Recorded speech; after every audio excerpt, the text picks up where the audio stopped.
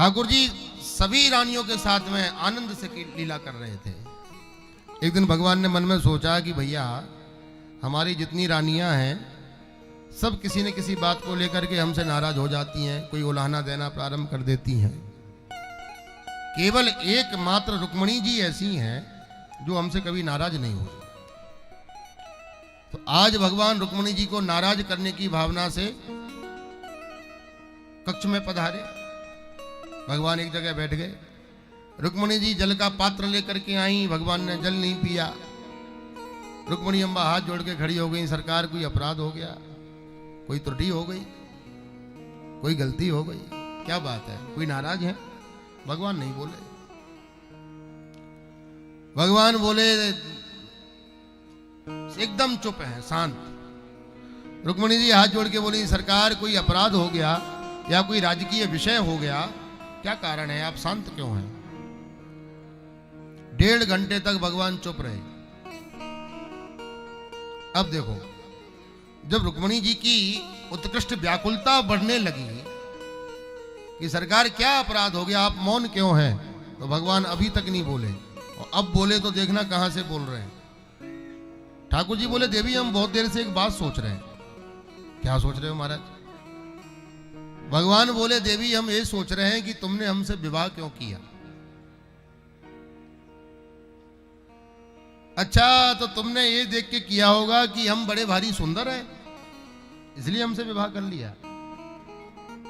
लाल जी बोले, देवी हम काहे के सुंदर, हम तो कलुआ हैं, हमको तो लोग काला कलूटा बोलते हैं, काला रंग भी कोई सुंदर होता है। भगवान बोले कि तुमने हमारा खानदान की बड़ी महिमा सुनी होगी, हम बड़े भारी, हमारा वंश परंपरा है, इसलिए विवाह कर लिया, प्रभावित हो गए। भगवान बोले, देवी हमारे काय की वंश परंपरा, हमारा काय का खानदान, हमारे तो माता पिता ही कंफर्म नहीं है। कोई देवकी वसुदेव का कहता है, कोई नंद यशोदा का कहता है। अब जिसके माता पिता ही निश्चित नहीं हो, उसका काय का खानदान? भगवान बोले, देवी तो तुमने हमारी वीरता को देख के प्रणाम विवाह कर लिया कि हम बड़े भारी पराक्रमी हैं।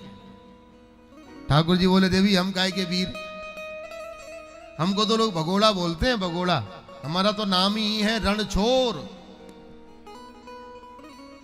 कंस के डर से वृंदावन छोड़ दिया, जरासंध के डर से मथुरा छोड़ दी, कोई पहलवान आ जाएगा तो द्वारका छोड़ के भग जाएंगे। अपन तो अपना तो नाम ही रणछोर है। अहमदाबाद में के पास में डाकोर जी में बड़ा भारी रणछोर राय जी का मंदिर है।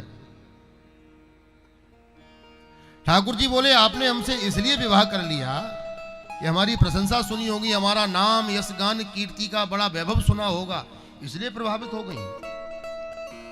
भगवान बोले, देवी हमारी प्रशंसा बड़ाई कौन करता है, जिस पर रहने को रोटी कपड़ा रहने को घर नहीं होता, करने को भोजन नहीं होते, पहनने को वस्त्र नहीं होते, वो बाबा बैरागी चमीटा उठा के चटकाते रहते हैं, रघुपति राघव राजा राम पतित पावन सीताराम। कोई भला आदमी तो हमारी महिमा गाता नहीं है। और भगवान धीरे से देख लेते हैं रुक्मिणी जी नाराज हुई कि नहीं हुई। इतने के बाद भी रुक्मिणी जी जब नाराज नहीं हुई तो भगवान ने थोड़ा और कटाक्ष किया, तीखा बोले। लाल जी बोले, देवी शिशुपाल में क्या कमी थी?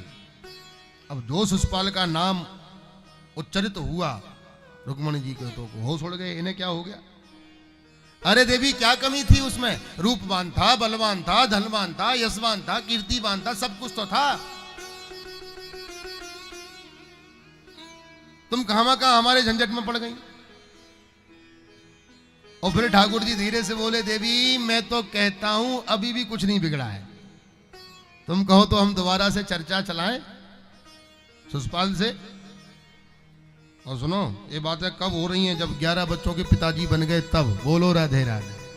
रुक्मिणी के तो होश उड़ गए महाराज, मूर्छा आ गई, धड़ाम से नीचे गिरने लगी। तो भगवान ने तुरंत चतुर्भुज रूप धारण किया, 2 हाथों से अम्बा को संभाला, एक से जल सिंचन किया, एक से पंखा किया, स्वस्थ अवस्था में रुक्मिणी जी को विराजमान किया। और ठाकुर जी मंद मंद मुस्कुरा करके बोले, अरे देवी तुम तो नाराज हो गई, अरे देवी तुम तो मूर्छा आएगी तुम्हें तो, अरे देवी हम तो आनंद ले रहे थे। अरे देवी वो गृहस्थ भी कोई गृहस्थ है जिसमें थोड़ी सी नोक झोंक नहीं हो?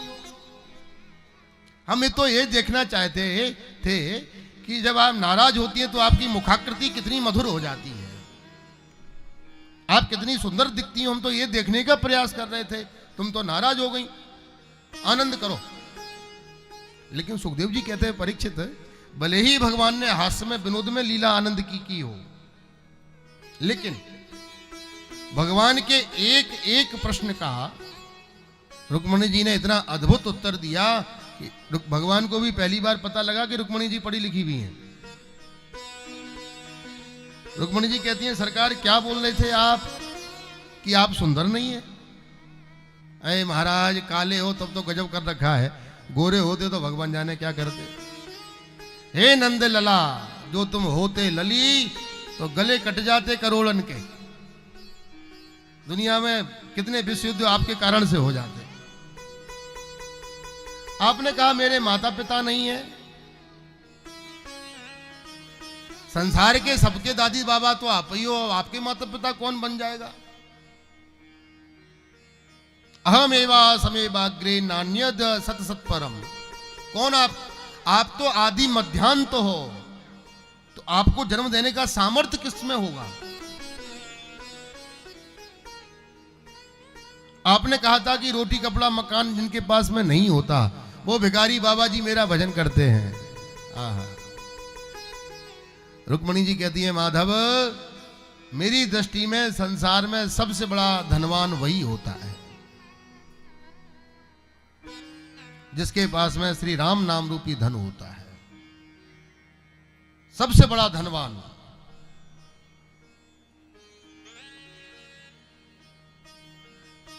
कबीरा सब जग निर्धना, धनवंता नहीं कोय। धनवंता सोई जानिए, जापे राम नाम धन हो। सबसे बड़ा धनवान वही है जिसके पास में राम नाम रूपी खजाना है।